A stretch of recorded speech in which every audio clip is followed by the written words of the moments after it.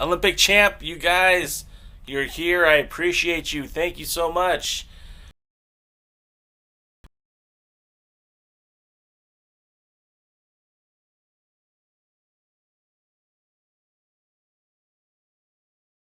Looking, I did this interview with Dave Lagana, and now you can check it out. Instead of not watching NWA Power, you can listen to me and Dave Lagana talk about NWA Power. But that didn't work out that way, so we're trying different things. Right now, I'm simulcasting. Is that even a word?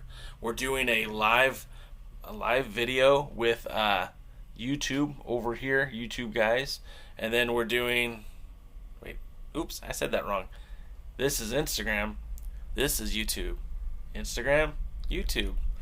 So we've gone through 9 weeks of television. We've had some stars be made. We've had some guys lose titles. We've had debuts. We've had mysterious people show up. We've got a guy in a mask running around doing karate. And I just want to know, what do you guys think of NWA Power so far? And I'll be honest, I'm happy with the program. I think the show is really delivering on what my expectations were for a studio program. There's been a few missteps, and if you've been listening to the Alliance Guys podcast, you've heard those missteps. We don't hide from it. We've talked about them quite a bit. We've talked about the fact that, well, episode 7 had the offensive comment. Yep, that should have been cleaned up. All in all, that was a really good episode, and if you guys turned it off or didn't see it, watch that again, because I'll tell you, just admission alone for this guy, Nick Aldis, to take on Trevor Murdoch was a pretty big deal. It was a pretty good match. And Pickle bloody loves Power. That's great to hear, Pickle. I think episode 4, which was the last show of the first sets of tapings, I thought that was a pretty weak episode as well. Excuse me, not as well, but was a pretty weak episode, because I think episode 7 was actually really strong. And I think, for you guys keeping score at home, episode 8, to me, was the worst. It was terrible, and I told Dave Lagana that on the interview, that I didn't like it. I wasn't happy with it. It was light, and I think there could have been so many other options, so many different ways to do that. And, the night the show aired, Eli Drake said that it was always scheduled to be that way. Dave Lagana said it was always scheduled to be that way.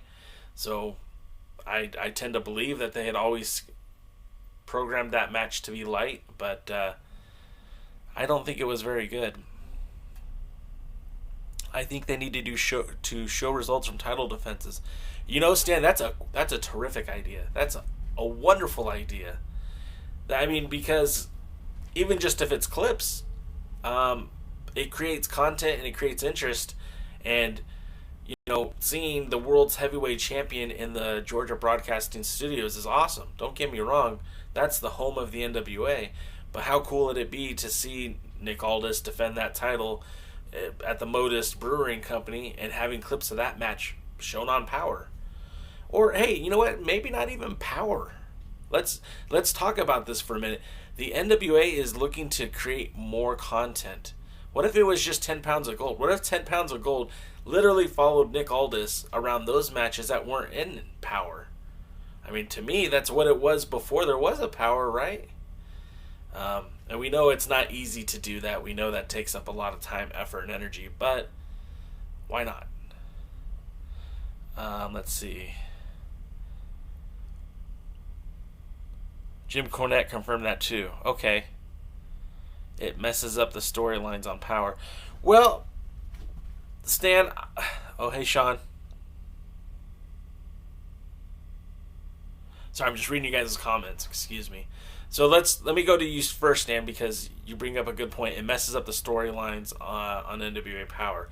Yes and no. There's explanations for everything. Now, the Modus Brewing Company was obviously something that was worked out prior to the Power TV tapings, and I don't think at that time that they were planning on putting the tag titles on Ricky and Robert. So I think that kind of changed You know what? I just said that completely backwards, didn't I? That's a bunch of crap. J Cal was lying to you guys. Sorry. No, no, no, no. Let me rephrase that. Let me go back to it. When it was booked, it was before the Power show. And I think they knew what was going to happen. They didn't know what was going to happen when they booked the show. So, excuse me, I got a little lost in my thought there. So I think by putting the tag titles on the Rock and Roll Express, it did mess up the Modus Brewery show in a sense that they used the tag champions who weren't really the tag champions. But at the end of the day, I don't think it makes that much of a difference.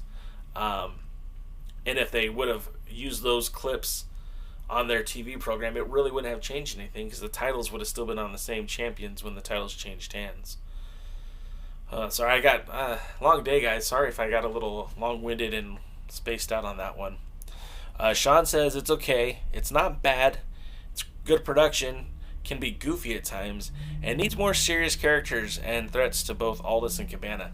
You know what? I can't disagree with that at all, Sean. I think the roster is thin. It's extremely thin.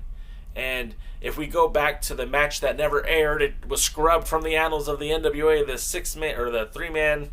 Man, I'm just blowing it today. The triple threat match for the number one contendership that was supposed to feature James Storm and Eli Drake and Ken Anderson for the NWA for the shot at the NWA World Heavyweight Championship. Clearly, if you look at the roster and you look at that match, Eli Drake has won one wrestling match, singles one-on-one match. That was against Caleb Conley. Mr. Anderson didn't even have a single one-on-one match. He wrestled as a tag team wrestler with Colt Boom Boom Cabana. There's a flaw in the logic. If you're booking, if that was a three-way match that was to determine the number one contender, and two of those guys hardly wrestled, then there's a problem. Ricky Starks has the best record on the TV show right now, and he's wrestling for the North America or the national championship. So, I agree, Sean. More serious challenges for the title. I heard this guy named Brody Lee might be available, so who knows? Maybe. And then as far as the goofy angles, I know, or the goofiness of the show, I know that they try to be silly. I know they're trying to represent a bygone era of professional wrestling, and it's kitsch. It's silly to be silly. They're trying to sell T-shirts to the hip crowd, and it's working. And I can't fault them for trying to make money. I mean, Tony Falk's tire irons and waffles T-shirts, if they're selling off the hook, if they're selling off the rack, then I mean that's great for them. And that's ultimately what's important, is they got to make the money, right? The show doesn't happen unless they're making money. Billy said in the interview, Dave Lagana mentioned it in the interview if you guys were listening, that this is not a sustainable model. They do make money from the YouTube channel. It's a known fact. They make money from that, but they don't make a ton of money, and it's certainly not enough to pay for that studio or the talent or any of the other stuff that's going on. Sean says, who is the head booker? You know, that's a great question. I don't really have an answer for you. I believe the creative is a committee. I believe the creative is Aldis and Corgan and Lagana and probably even Josephus.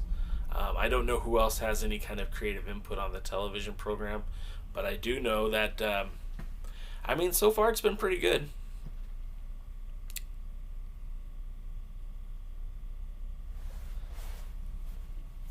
Yeah, and again, this is kind of like Stan, I'm answering your question, Stan. This is kind of like the issue with having a pro wrestling show that's shot, 8 weeks in advance over 2 nights.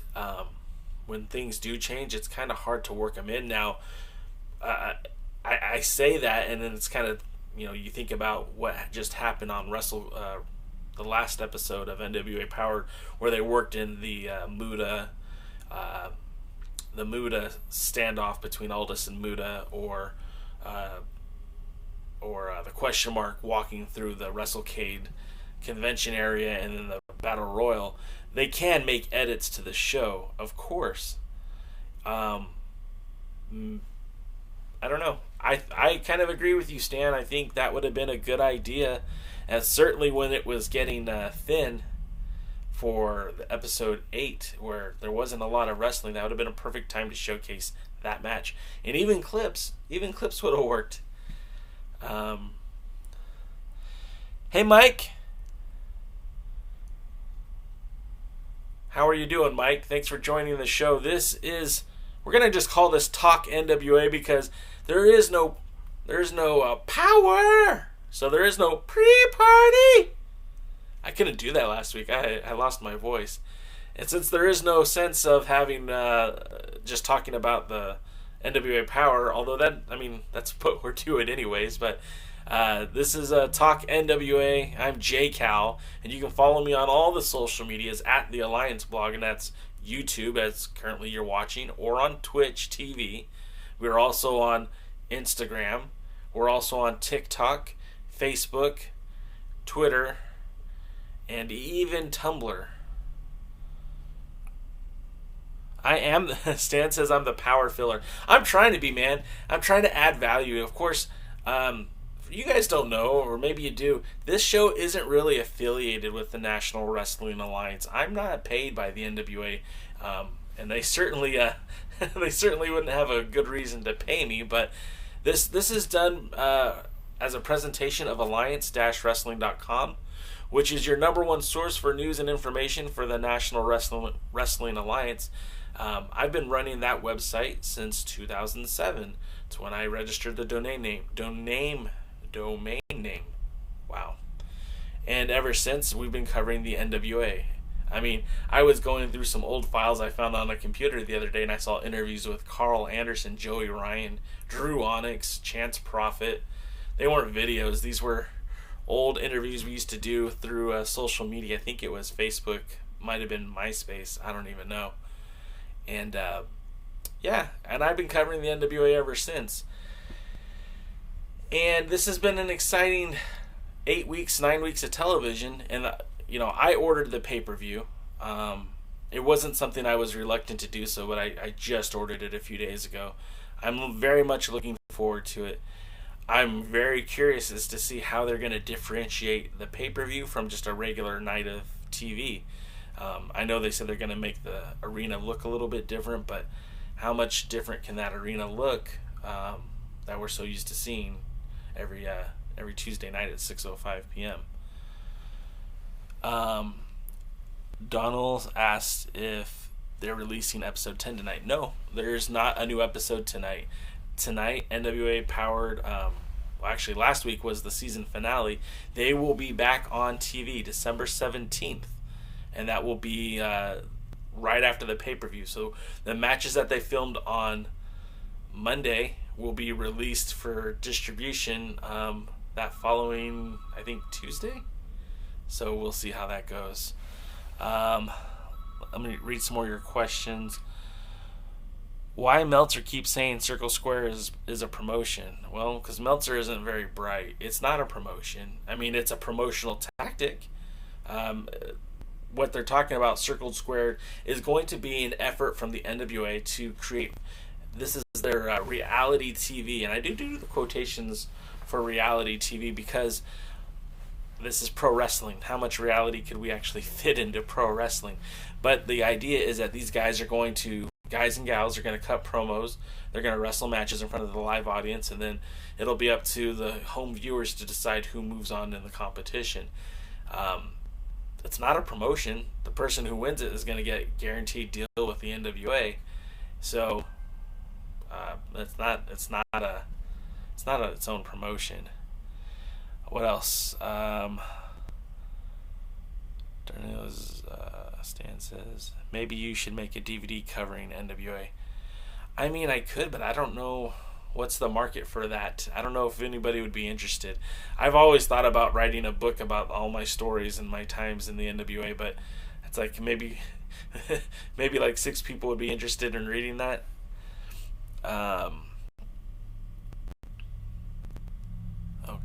So you guys all got that. Okay, cool. So, hey, while you're here, Donnell, if I'm saying your name correctly, what was your favorite moment of the NWA Power? And all of you guys, why don't you tell me what your favorite moment has been so far this year, this season? My favorite moment was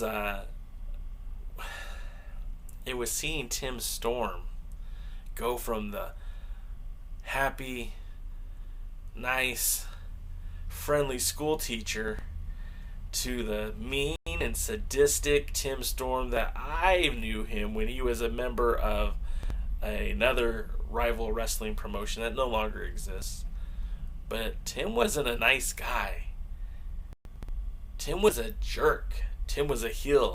Tim had no problem hitting you in the nuts to get a title victory, and he damn near did that to Nick Aldis. And to me, that was great storytelling, because for almost 2 years, the NWA told us the story of this guy, Tim Storm, this gentleman right here. Real quick for you guys watching on. Real quick, this guy was the baby face, the hero of the NWA, but he was a bad dude, and he done some bad things. So I like that. I like the storytelling that it's set up. We don't know what's going to happen at Into the Fire. I can give you some predictions, but they would be just guesses. Nothing based on fact or anything that I heard. Donnell, you ordered the pay-per-view. Cool, man. I hope you enjoy it. We'll be watching it together, I think.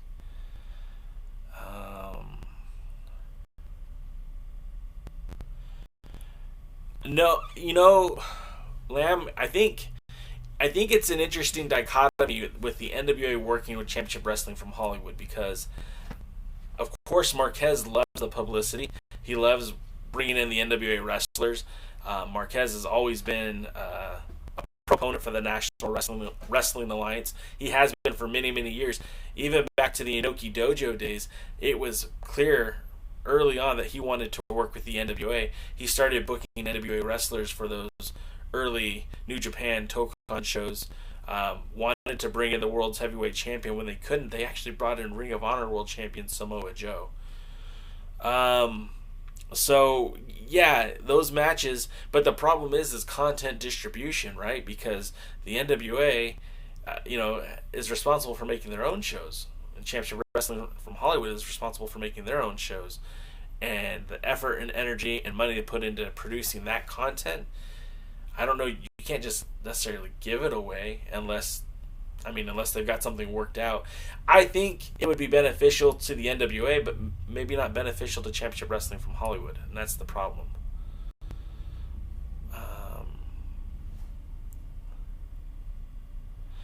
Stan says his favorite moments of the NWA so far have been the promos with Eli, Drake, and Nick Aldis, and those have actually been really good. I always knew Drake was good on the mic. Been watching him for years, and we knew him back as Sean Ricker here in Southern California when he was working with Championship Wrestling from Hollywood. They had partnered him in Hollywood with Brian Cage. The duo became what was called the Pringle Dynasty. The tag team was Natural Selection. They paired him with Percy Pringle III, who WWE fans know as Paul Bearer, and it was the Pringle Dynasty, which was a throwback to the old Southwest days in the NWA. And I don't know what Dave's end game plan was with that angle, but I always felt like something bigger was going to come. And Drake was already a really good promo guy, but then to put him in the ring with Paul Bearer, who did a lot of the talking as well, you had something very special and something very unique, and I think that would have gotten over today in the NWA today. Certainly got over with the Championship Wrestling from Hollywood crowd. More of your comments. NWA Pro Wrestling is great matches. James Storm defeating Josephus. Willie, yes, you aren't the only one. Trust me, there is a large contingent of anti-Kingdom Knights. The 3%ers are a minority, as it seems, for the National Wrestling Alliance, because Not a lot of people care for Josephus, and personally, I don't blame you guys. He's not everyone's cup of tea. I don't particularly love Josephus. I don't hate him as much as other people do, and that was a good moment for the NWA, for James Storm. It made him look very credible at that time to defeat Josephus in such fashion. I mean, remember, it was Josephus and Tim Storm all through the Impact Arena, and Josephus certainly looked outclassed by James Storm. And I don't know if that makes Tim Storm look outclassed by comparison, but it was a good little fun match to kind of put some more oomph into James Storm's repertoire as he started the road to challenge for Nick Aldis's World Heavyweight Championship. So typically this is the time of the week where I would be sending you guys off to go watch Power, but we have no Power this week. So we could keep talking NWA, or I can say goodbye to you guys. Let's talk some more NWA. Let's talk about the Power pay-per-view. A lot of matches, well, basically all the matches have been announced. Shocked by their absence would be no Dawson's. There is no match set up for Homicide or Kingston, which I'm surprised on all accounts. The other interesting thing is, I just recently read that this is going to be Homicide's last year in professional wrestling. So the NWA has a limited amount of time to tell the story that they wanted to tell with Kingston and Homicide, and who knows if that comes into fruition or not. The other thing is, if they do end up splitting Kingston and Homicide when Homicide retires in a year, Kingston would make a great singles competitor. Kingston would be a great challenge to Colt Cabana and the NWA National Championship, and something that they are suffering from is depth. So it'll be interesting. But then you start looking at the tag team division, and that's a problem too, because there's like 4 tag teams tops. So we look at this pay-per-view up and down. I don't have a match order in front of me, so I'm just going to go to the matches that mean the most to me, and we'll just kind of work this way backwards. The NWA World's Heavyweight Championship match, 2 out of 3 falls, special referees. One of the referees is Baby Hebner. The other referee is Tim Storm. And the idea is that we're going to get 2 out of 3 falls. They want to Nick wants to pay homage to the old school, the NWA legacy. Wants to do to James Storm what he did to Cody. He's going to defeat him twice. He's going to have no need for that 3rd fall. He's going to mop the floor with him. James Storm is playing that conspiracy victim card to a T. He's been a victim of circumstances. He's been chomping at the bit to get a world title match. If you guys watch the video from New Year's Clash, which happened in January of this year, you could see that there is some prevailing winds when it comes to the conspiracy that the NWA doesn't want James Storm as champion. The promos that they cut last week on NWA Power were fantastic. Those promos sold me on the pay-per-view, if nothing else did. And I really am looking forward to this match. James Storm is a great competitor. I enjoy James Storm quite a bit, but he's never sold me on a pay-per-view before. His promos this week, I can't wait to see him step into the ring with Nick Aldis, and I think it's going to be a very good match. The wild cards here, and I don't mean Latimer and Isaacs, I mean what we don't know is what role Camille will play in this. I think Camille will get her hands involved. I think there will be some betrayal, and I do think Tim Storm is going to have some he's going to be behind some of that fallout. I'm going to get to your comments right now. Eddie Kingston's backstage promo. Is he still with the NWA? As far as I know, I haven't heard otherwise. He was there at the TV tapings. Now, remember, they shot two nights, 8 hours, 9 hours of television. No, I don't know if he's still with the company. I assume he is. I would have no reason to know why he wouldn't be. And then Lamb says, Aldis versus Storm, episode 1, easy but effective storytelling. Absolutely. It was great. It was great storytelling.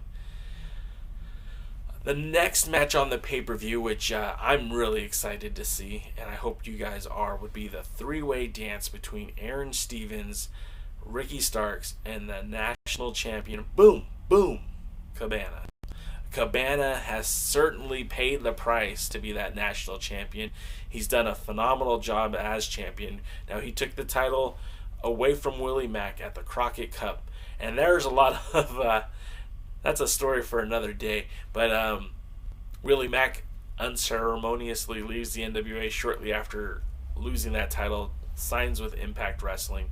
Colt Cabana takes that national title, defends it against James Storm. The match goes to a no contest count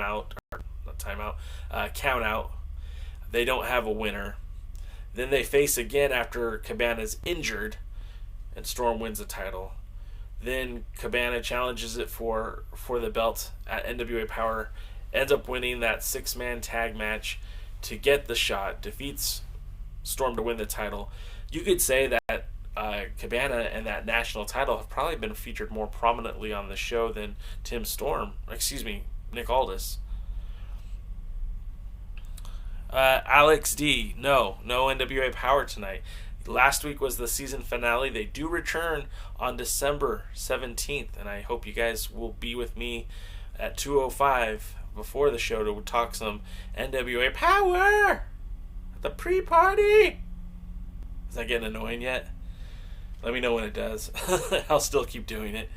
Then you've got Ricky Starks, who's, Nick Aldis said he's the number 1 draft pick. Well, besides being the number 1 draft pick, he's got the overall best win-loss record on the show. I mean, he only has a 1 loss, and that would be to Aaron Stevens, and that was, with help from the question mark. So it didn't happen as cleanly. And then, Starks has been eyeing Colt's national championship, and of course Ricky Starks, his victories aren't against slobs. He has victories over, Dick Murdoch. Not Dick Murdoch. Trevor Murdoch. He has a victory over Trevor Murdoch. He has victories over Aaron Stevens multiple times. And so it'll be exciting to see what happens again in this matchup, because then you're adding Aaron Stevens, who's only got the 1 victory. And it's another one of those deals where it's like, well, who's booking this shit? Because why does Aaron Stevens get a shot? Okay, well, he beat Ricky Starks, but what was the win-loss record? Why is he getting this opportunity? Because he's Aaron Stevens and because the crowd hates him. No other reason needed, I guess. And so now the NWA national title will be decided between those 3 competitors at Into the Fire. Another really compelling match to me is the tag team title match. The Wild Card taking on, or challenging the champions, the Rock and Roll Express. Ricky and Robert taking on Latimer and Isaacs. And that should be an interesting match. I really felt like the Rock and Roll Express under-delivered in that match. And I saw them at the Crockett Cup. I saw them at the Crockett Cup, as did a lot of you guys. And when they were fighting the Briscoes, they actually looked really good. I felt like they have more to offer than what they gave. And I hope that pay-per-view, they really step their game up. By the way, I really like Latimer and Isaacs, and I hope whatever storyline with Camille and Aldis and Storm, and I hope it pays out popularly for the wild card as well. Another match we have, which I think is going to split the crowd, is Trevor Murdoch taking on the Question Mark. Now, whether you like the Question Mark or not, truth be told, he is over in Atlanta. Hell, he seemed like he was over at WrestleCade. And him challenging Murdoch, this is kind of a big match because, again, Murdoch is trying to build himself back up. He's trying to get into contention. His match against Nick Aldis wasn't for the World's Heavyweight Championship, but you better believe that he wants to be that guy to beat him. And so as far as that goes, then you've got Karate, the question mark, who has made kind of an interesting impact. And although he's partnering with Stevens, he has a flawless win-loss record in wrestling matches. He hasn't lost any matches. So we'll see what comes up next for the question mark. We also don't have any matches announced with D-Man Parker. We don't have any matches announced with Caleb Conley. Both of those guys I do enjoy. Add them to go with the Dawsons and the Outlaw Inc. We have a grudge match between Eli Drake and Ken Anderson, and I'll be honest, guys, I'm not thrilled about this match. It doesn't really feel like they built up towards it. I don't know what they're doing with Eli Drake except for wasting his time. Ken Anderson's a fine competitor. He might be past his prime, but he still can go in the ring. I just don't know if this match is needed. I don't know if this whole angle is needed. I'd rather see Nick Aldis challenging James Storm or challenging Nick Aldis for that World's Heavyweight Championship. And then the last match that I know off the top of my head is the tag team match featuring Sienna and Ashley Vox taking on two of the three of Melina's Birds of Prey. I don't think they have a name yet, but it's Melina, it is Thunder Rosa, and Marty Bell. I don't know what their name is yet. Maybe the Rising Phoenix. I don't know. Anyways, so what can we expect? Well, in this match, I don't think there's a whole lot to expect. I think this would have been better served as Allison Kay versus Thunder Rosa for the World's Championship. Clearly, they're going to build to something similar to that, so we're not going to get the payoff right away. I just keep feeling, too, like Sienna, Allison Kay, you butchered both Marty Bell and Ashley Vox. You cut them down, and now you're teaming with Ashley. How do you know she's just not going to turn on you like Marty did? And Kerouac agrees. Thanks, man. And then on the YouTube page, they say, just answering Alex's question. Yeah, no pay-per-view tonight, or no NWA Power tonight, guys. If you didn't know, that was always the plan. They were never going to have an episode before the pay-per-view. They have been releasing content on the YouTube channel, so if you're not subscribed and checking out that channel, getting the notifications, I recommend you jump on there and do so, because they broadcasted the match of I don't think it was the entire match, but the parts of the match between James Storm and Nick Aldis from New Year's Clash, and you could see where James Storm is making his point, where why wasn't this match covered by the NWA? Why didn't we have a recap of this on NWA Power or something along those lines? They hadn't acknowledged it until just now, so we'll see how that goes.